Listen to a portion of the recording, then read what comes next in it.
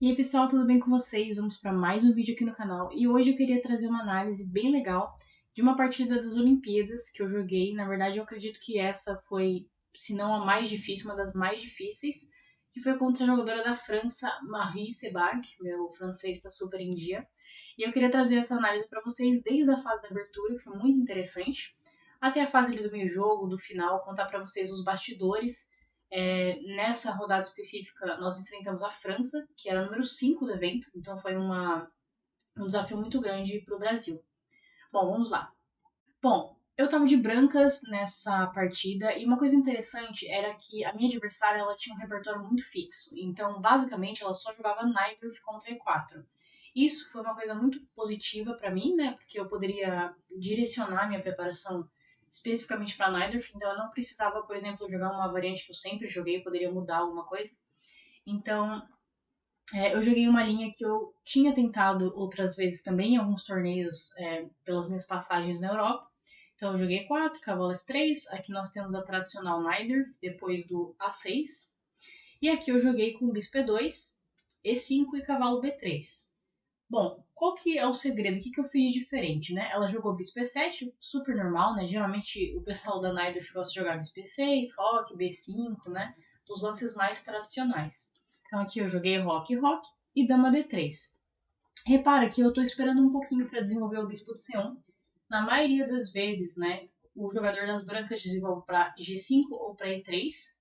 O mais comum é você desenvolver para G5 em algumas posições, não estou dizendo nessa específica, porque uma ameaça posicional que você tem é o seguinte: a luta na Naidorf e em outras sicilianas, por exemplo, Sveshnikov, é a luta pela casa D5. Então, quem controla a casa D5 é o cavalo de F6. Então, é muito comum você, por exemplo, jogar bispo G5 para capturar em F6 e ganhar o controle da casa D5. Só que em muitas linhas você tem que ficar bastante de olho com alguns temas em E4, né? O bispo fica meio solto. Mas também é super comum desenvolver ali o bispo para E3.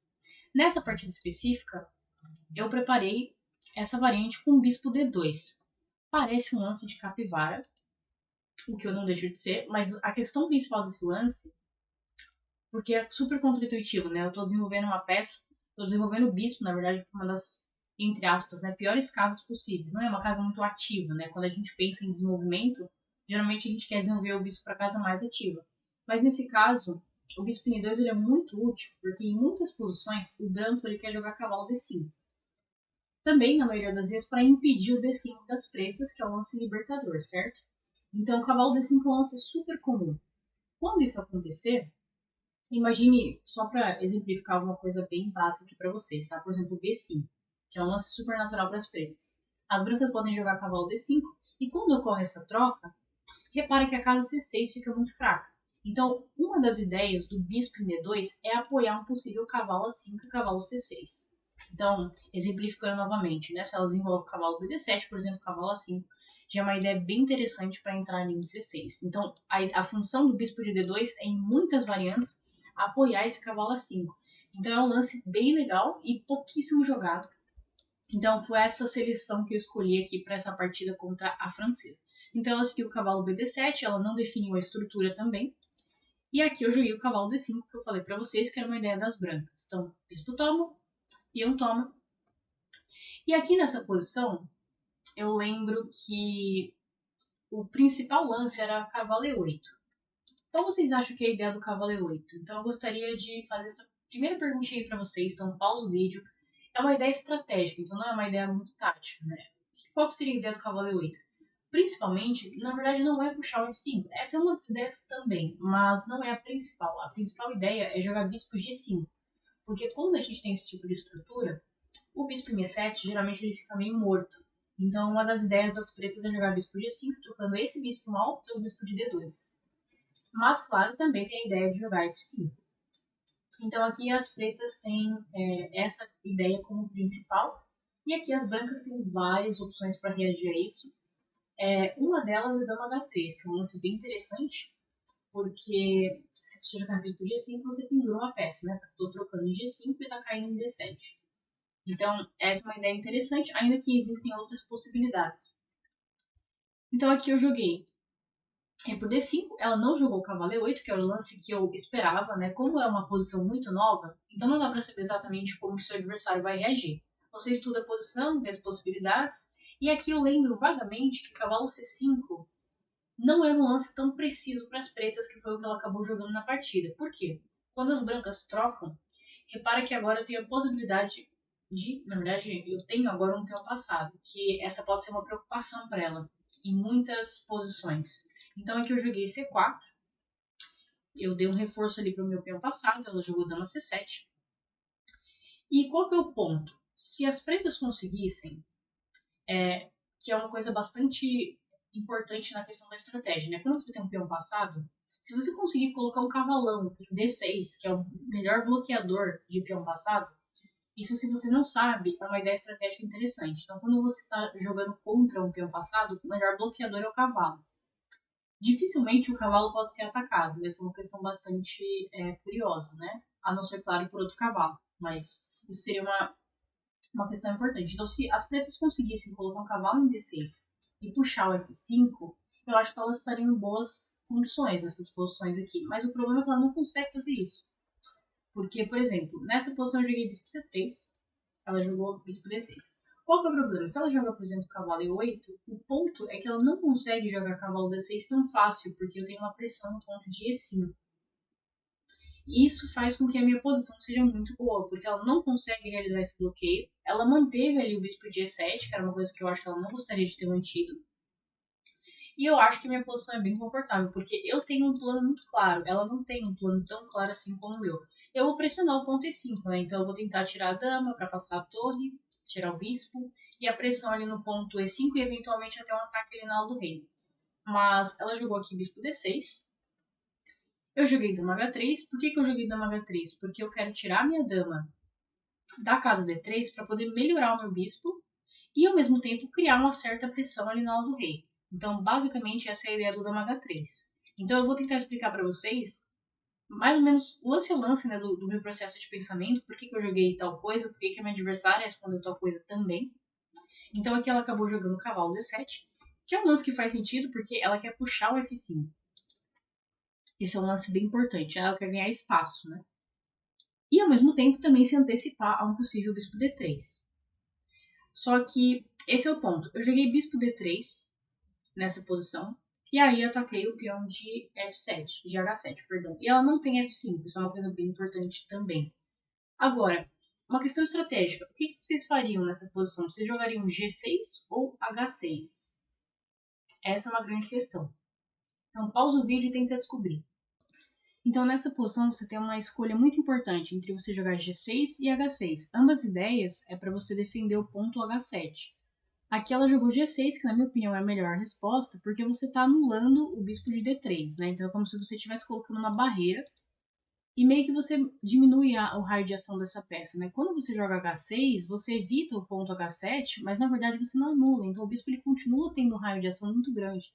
Além disso, quando você joga H6, futuramente você pode criar um ponto de contato aqui para as brancas, né? Então, por exemplo, uma situação bem hipotética, né? Eu jogo rei H1, torre G1, e começa a preparar umas 10 de ataque. Isso é super possível também. Então aqui G6 é a melhor resposta.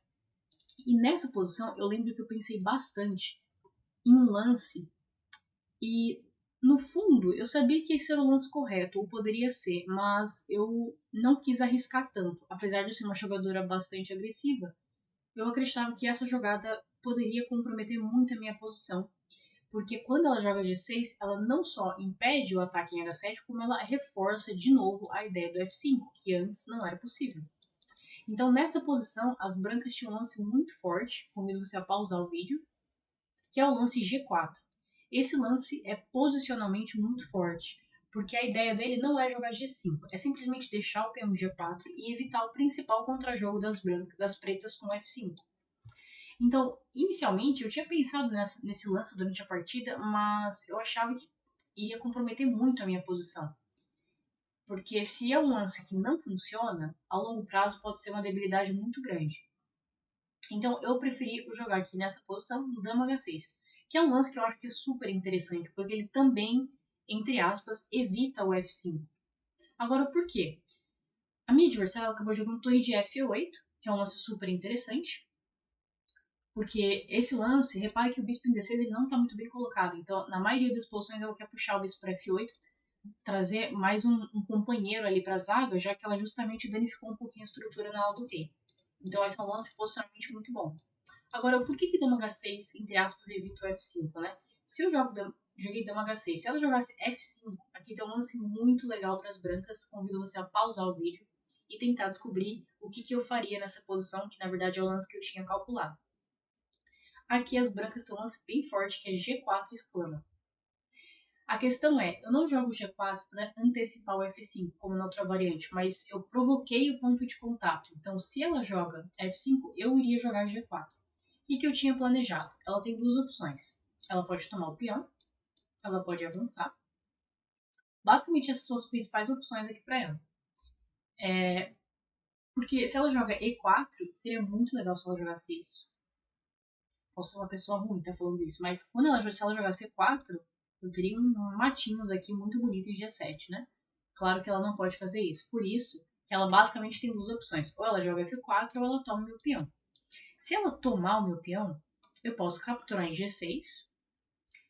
H toma, dama toma. E a questão aqui é que eu não vou dar perpétuo. Eu já tenho esse perpétuo, então isso já é um ponto positivo. Se você está analisando uma posição e no mínimo você tem um empate, isso é uma coisa muito boa. Principalmente porque eu tava jogando com uma jogadora que tem quase 2.500 de rate. Então, essa é uma coisa importante. Mas aqui a questão é que as brancas têm um ataque de mate. Porque como eu tenho a ação da coisa, ela pode jogar... Eu posso capturar o peão de G4 e passar a minha torre. Então, por exemplo, se ela volta o rei para H7, eu posso jogar rei H1 e aqui eu tô ganha. Porque eu vou jogar a torre G1 no próximo e depois dar um mate de escadinha. Não tem muito como ela evitar isso. E mesmo que ela consiga jogar um torre G8 ou algo assim, não importa muito, porque eu vou dar cheque e a minha torre vai entrar na coluna, né? Só para exemplificar algo assim.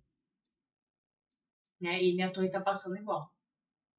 Então, aqui a posição é bem ganha. E se ela tira o rei pro outro lado, por exemplo, rei F7 no caso, né? Eu tenho ideias até de F4 e abrir a posição. E aqui as brancas, elas ganham por ataque. Essa posição é muito forte. Por isso que eu acho que ela não poderia tomar. O que eu imaginava que ela poderia seguir seria F4, que já não é a mesma coisa. Porque quando ela toma em G4, repara que no fim da variante, depois de todos aqueles sacrifícios, eu consegui capturar o peão com cheque e assim abrir a coluna. Mas se ela jogar F4, ela não está abrindo a coluna. Então o sacrifício não é bom. Porque toma, toma, toma. E aqui eu não tenho nada melhor do que o perpétuo, né? Porque como ela não capturou meu peão e ela sim avançou, agora eu não tenho como utilizar a abertura da coluna. Então, nesse caso, eu teria só o empate. Mas não quer dizer que eu preciso capturar em G6, né? Eu posso seguir, por exemplo, com F3, solidificar a posição, trazer aqui para pressionar E5, eventualmente tentar o H4, H5. Então quer dizer que a posição não está morta. Então é uma possibilidade. Mas ela não jogou F5, muito provavelmente porque talvez ela tenha visto essa ideia. Então ela jogou torre de F8, também trouxe um reforço. Às vezes, a gente tem muita dúvida em qual torre trazer, né? Eu também tenho, então não sei dizer para vocês qual que seria correto. Na verdade, eu mais deixei essa torre aqui para tentar a ideia de F4, né? Então por isso que eu trouxe a outra. Então ela jogou bispo F8, eu tirei minha dama para D2, ela jogou F5 e aqui eu joguei F3. Simplesmente controlando a posição, né? Então ela tem dificuldade para jogar E4, porque está muito bem controlado. Ela tem dificuldade para jogar F4, até porque ela me daria uma casa importantíssima ali em E4. Então aqui ela acabou jogando bispo D3, bispo D6, perdão, ela voltou. E aqui eu joguei G3. Esse lance eu me arrependi um pouquinho de ter feito, porque o que ela está ameaçando? Isso é uma coisa bem importante da gente sempre estar se questionando durante a partida. O que meu adversário está ameaçando? Ela pode estar ameaçando avançar o peão para E4 e criar um ponto de contato em H2. Então, por isso eu joguei G3. Porque eu tiro esse ponto de contato. Né? Se ela jogar E4, eu simplesmente tomo. E não tem muito como ela aproveitar essa questão de bispo toma G3, porque está muito bem defendido aqui, né? A dama está ajudando bastante na defesa. Então, aqui não é uma questão que eu deveria me preocupar. Por isso que eu joguei G3. Mas, aí que vem a beleza do xadrez. Jogam brancas e ganham nessa posição.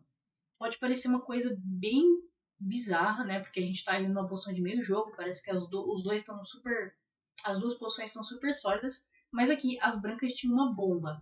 Convido você a pausar o vídeo e tentar descobrir. Não é um lance muito fácil, mas é aí que vem a beleza do xadrez. E é um lance, pessoal, que eu nem cogitei durante a partida, assim. Nem passou pela minha cabeça. Que é bispo toma F5, exclama duas. Esse sacrifício de bispo é mortal, porque eu tô ameaçando entrar na posição, apoiado pelo peão.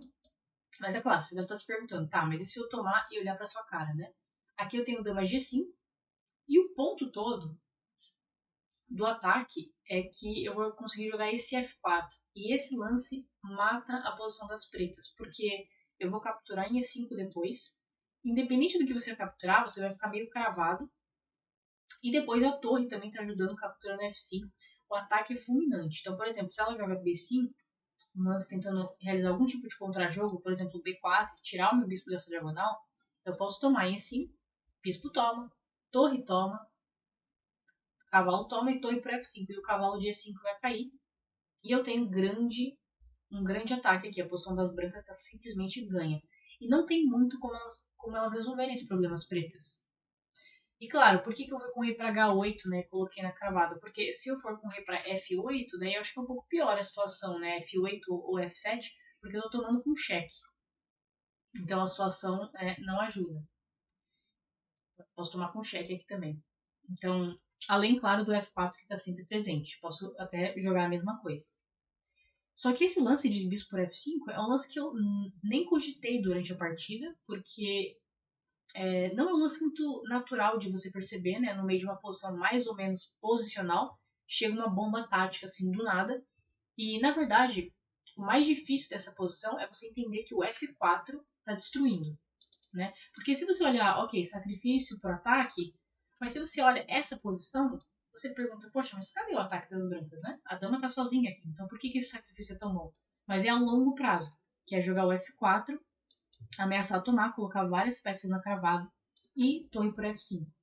Então nessa posição eu tinha esse lance que era devastador, eu não vi, acabei jogando G3, e aqui ela jogou B5, buscando contra-jogo, eu joguei B3, para quando ela jogar B4, que foi o que ela fez, eu poder puxar o meu bispo.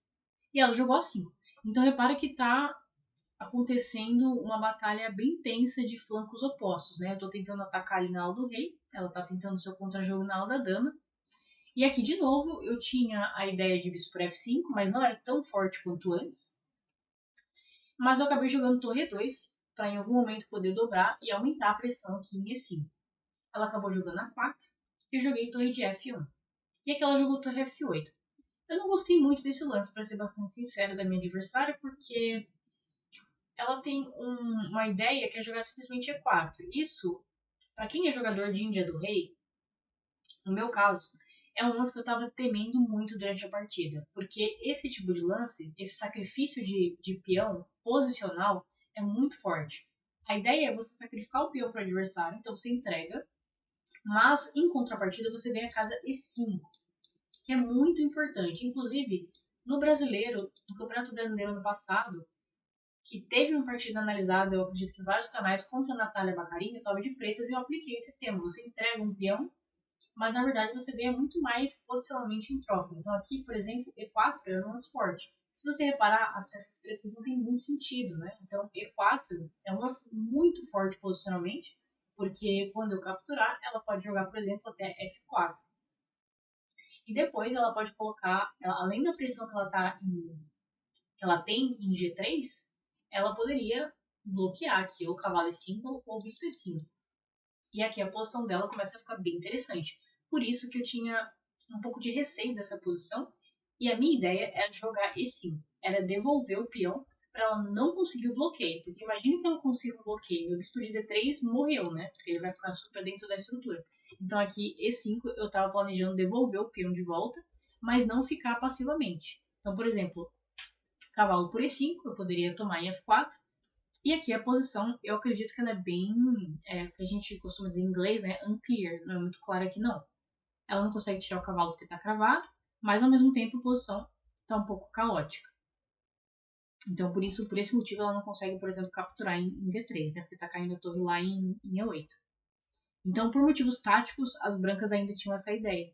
Então eu tive, mas ela acabou não jogando E4, ela jogou torre F8, eu joguei rei G2, E aqui ela jogou A3, que eu achei um lance ruim.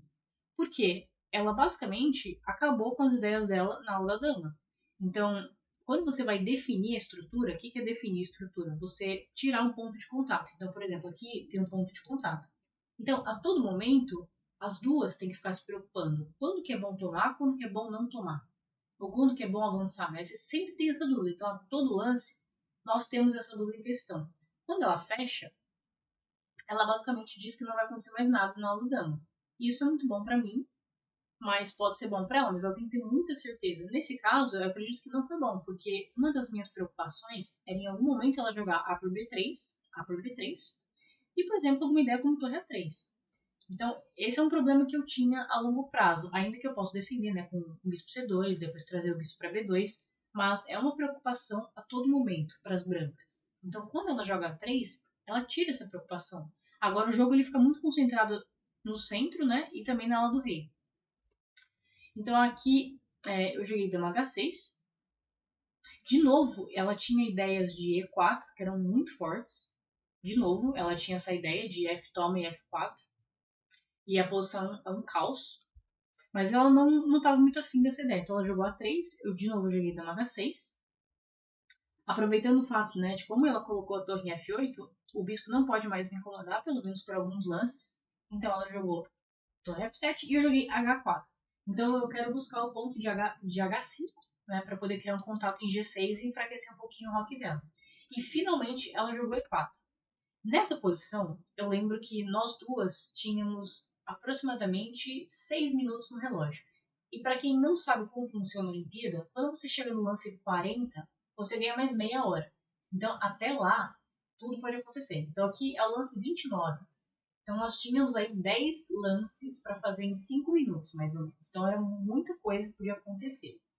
E, baseado nisso, eu tomei uma decisão arriscada, porque como a gente tinha pouco tempo, uma posição mais caótica, ela tinha inclusive até menos que eu. E uma posição caótica, eu acreditava que eu poderia conseguir uma boa posição. Então, aqui eu joguei bispo por E4. Eu sacrifiquei uma peça. De novo, eu poderia claramente jogar F por E4. Eu tinha calculado essa posição. F4 ela iria jogar, que é uma ideia que na verdade surgiu em vários momentos da partida. De novo, eu ia devolver o peão com E5, só que ela joga F3 cheque. E aqui eu tenho que ir com o rei para H3. Já vou mostrar para vocês o porquê que rei H2 não é tão preciso. Eu deveria ir com o rei para H3, que era já algo que eu não vi. Eu iria com o rei para H2 na análise que eu fiz na partida. Então, rei H3, ela toma minha torre, eu tomo o bispo, atacando a dama, né? E quando ela retomar, eu tomo. A questão é, aqui as brancas, elas têm uma qualidade a menos. Mas repara nesse bispão maravilhoso aqui em A1, que claramente, né, coloca um problema ali pro rei preto. Esse bispo em D3 também tá muito bem, de olho nas ideias na aula do rei. Só que não é tão claro, né? Ela pode jogar a ideia de dama F8, por exemplo, trazendo a dama para zaga, buscando troca de peças. Então, não é uma posição fácil de você avaliar. Por isso que o rei H3 ele é super preciso, porque se você jogar rei H2, a mesma variante já não funciona, porque eu vou jogar dama F8, a mesma ideia, só que agora eu estou propondo troca de damas e vou jogar torre F2 com cheque. Com o rei em H3, não tem esse cheque, se você reparar, nessa posição específica. Não tem esse cheque, então torre H2 vai no vazio. Então essa é a principal diferença. Quando chegar o torre F2, ele não é com cheque. Então as brancas elas têm, digamos assim, uma jogada a mais. Né? Podem até pensar em bispo por G6, buscando perpétuo ou algo assim. Então são detalhes que no apuro de tempo é muito difícil você ver. Por exemplo, esse RH3. Eu nem sonhei com RH3. Então, se eu tivesse jogado, por exemplo, RH2, eu teria perdida. Que era o que eu tinha pensado durante a partida. Então aqui, como eu não encontrei nada, e eu achava que eu estava perdida, porque eu analisei RH2, eu joguei bispo por E4. Esse lance, o computador ele consegue refutar muito fácil, mas humanamente eu achava difícil durante a partida. Então eu sacrifico uma peça por 2 peões. Ela não tomou a peça imediatamente, mas eu sacrifico uma peça por 2 peões e eu tenho uma certa atividade ali na coluna. Então ela jogou o bispo F8 primeiro, atacou a minha dama, e quando eu tirei a minha dama, ela capturou o bispo. Mas era muito mais forte ela ter capturado minha peça agora, sem voltar ao bispo, porque o bispo ele mantém uma pressão ali em G3. Agora, nessa posição, eu iria jogar F4. Porque se eu tomo ali em E4, ela joga bispo por G3, né? E aqui a posição, confesso pra vocês que é muito caótica. Porque eu posso jogar, por exemplo, torre G4, atacando o bispo, ameaçando torre por G6. Mas eu não via tão clara essa posição depois que ela volta o bispo. Né? O bispo tá ajudando na zaga, nenhum tipo de sacrifício que funciona, a torre também tá ajudando. Então a minha ideia era jogar F4, depois capturar o peão de G4 e tentar alguma atividade ali na coluna. Mas ela acabou jogando o bispo F8 primeiro, eu tomei, ela jogou bispo G7, joguei D6 atacando a dama, e também ganhei um suporte ali em E7. Ela jogou dama C6, eu troquei os bispos, que é um dos defensores ali do rei, e joguei H5. Eu lembro que nessa posição a gente tinha mais ou menos 1 minuto e meio para cada uma. E ainda faltavam 5 lances para a gente chegar no controle. Então ela jogou aqui torre de A F8.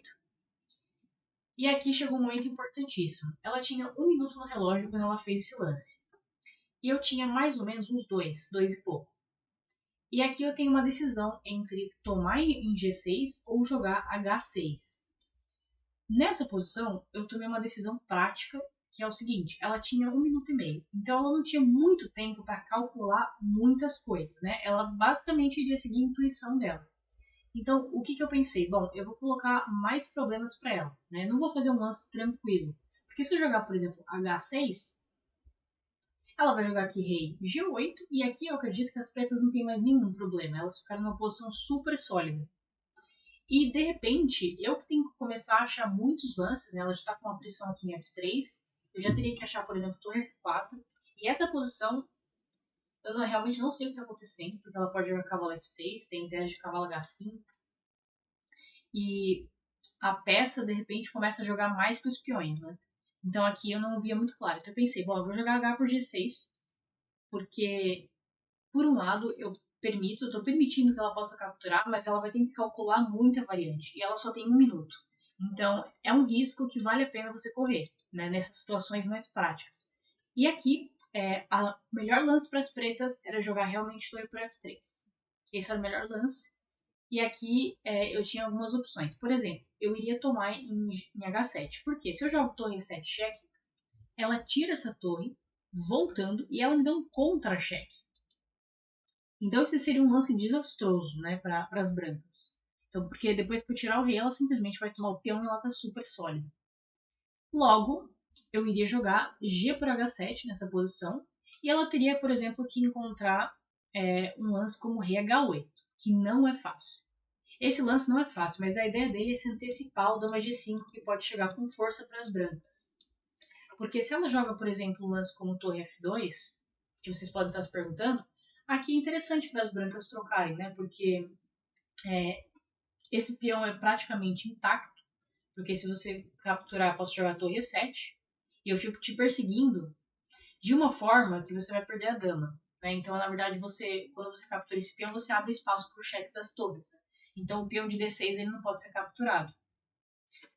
O que torna, vocês podem perceber que essa posição é super confusa, né? Então, quando eu joguei H por G6, ela deveria ter visto torre por F3, G por H7 e rei H8.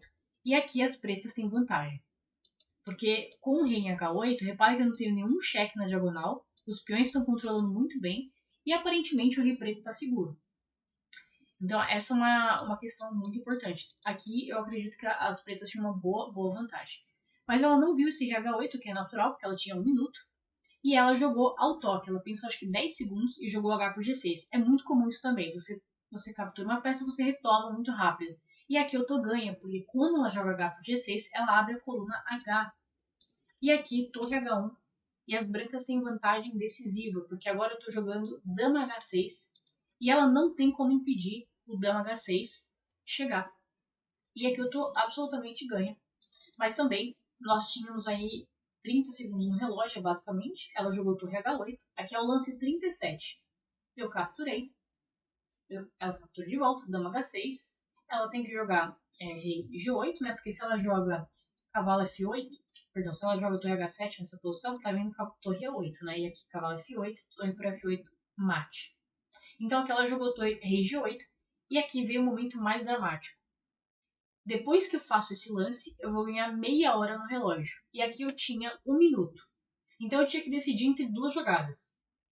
Eu tinha que decidir entre dama por G6, cheque, ou torre 8, cheque. As duas pareciam muito tentadoras e eu não estava conseguindo entender a diferença entre uma e outra. E aqui, como xadrez, como Caissa é muito bela, ela escolheu, na verdade, eu escolhi o lance que empata, né? E você tem um lance que ganha ou um lance que empata. Então eu convido você a pausar o vídeo e tentar encontrar a sequência vencedora aí para as brancas. Eu acabei jogando torre 8, que é o lance que empata. E é o lance mais tentador, porque você tem a dama cortando praticamente todas as saídas do rei. E você ataca o rei preto, basicamente isso. Aí você fala, bom, qual que é a jogada forçada para ela responder? Ela vai ter que, obrigatoriamente, jogar um cavalo F8. Mas aí você tem várias opções, né? Eu posso capturar em G6, porque o cavalo tá cravado. Então eu pensei, bom, o peão de G6 ele já vai cair de qualquer forma, então eu não preciso capturar ele imediatamente. Eu posso fazer um lance ativo primeiro. Mas esse lance é péssimo, porque empata, eu não tenho mais nada nessa posição. Então aqui ela jogou o cavalo F8, e aqui eu joguei torre por F8, ela é obrigada a capturar de torre, e dama por G6, e a gente acabou empatando essa posição, porque vai ficar repetindo dama H6, dama G6, dama H6. E se eu capturasse aqui em G6, ela simplesmente pode jogar torre G7. Se eu dou cheque, ela volta, cheque, ela volta. Então aqui é repetição, e a partida acabou empatando. Agora, nessa posição, eu tinha dama por G6, que começando com esse lance, é muito importante aqui as brancas elas ganham a partida. Porque se ela jogar torre G7, o detalhe que eu não vi nessa posição é que você não vai jogar torre 8. A torre ela não vai ser útil aqui, ela vai ser útil por aqui. Esse foi o detalhe que eu não entendi, porque se você jogar torre 8, de novo ela vai jogar cavalo F8 e a gente tem a mesma posição. Mas o detalhe é que eu jogo dama E8 cheque. Ela não consegue tirar o cavalo para cobrir, porque tá caindo a dama. Ela perde a dama. Se ela jogar, por exemplo, rei H7, que na verdade é uma das únicas opções, eu jogo torre H4, checkmate. Então, esse lance era muito forte. Então, quando eu jogo dama G6, ela não poderia cobrir de torre. Ela poderia jogar rei F8. Mas, de novo, agora eu jogo dama H6 cheque. Ela está completamente cortada. E aqui, se ela jogar torre G7, eu jogo torre E7, né? E vou ganhar a torre. E se ela joga nessa posição rei G8, torre G4 e acabar o embate, né? Vai cobrir e a gente vai capturar. Então, foi um detalhe que custou a partida, porque nessa posição, o detalhe foi que eu não entendi que a torre em E4 ela era útil por aqui e não por ali. Então, você fica muito, às vezes, direcionado a uma ideia e você acaba esquecendo do resto. Então, na verdade, aqui dama por G6, com as passagens de torre por aqui, as brancas ganhavam a partida. Mas como eu joguei torre A8, a partida acabou terminando em empate. Mas foi uma partida muito instrutiva porque por vários momentos, né, principalmente do ponto de vista ali quando eu tinha pouco tempo, ela também você tinha que tomar decisões mais arriscadas, né? Quando você deve estar ligado para uma troca de faces, né? Então você está numa partida muito posicional e de repente é uma bomba tática, que nem foi o que aconteceu. Eu tinha visto por F5, onde as coisas estavam muito calmas, né? Então esse tipo de coisa você vai aprendendo muito nessas partidas. Então eu espero que você tenha gostado dessa partida, tanto do ponto de vista da abertura, que são ideias interessantes, quanto do ponto de vista do meio-jogo e também desse finalzinho. Então deixe seu like, se inscreve no canal e nos vemos aí nos próximos vídeos, quem sabe das Olimpíadas ou de alguma série de partidas explicadas. Tchau!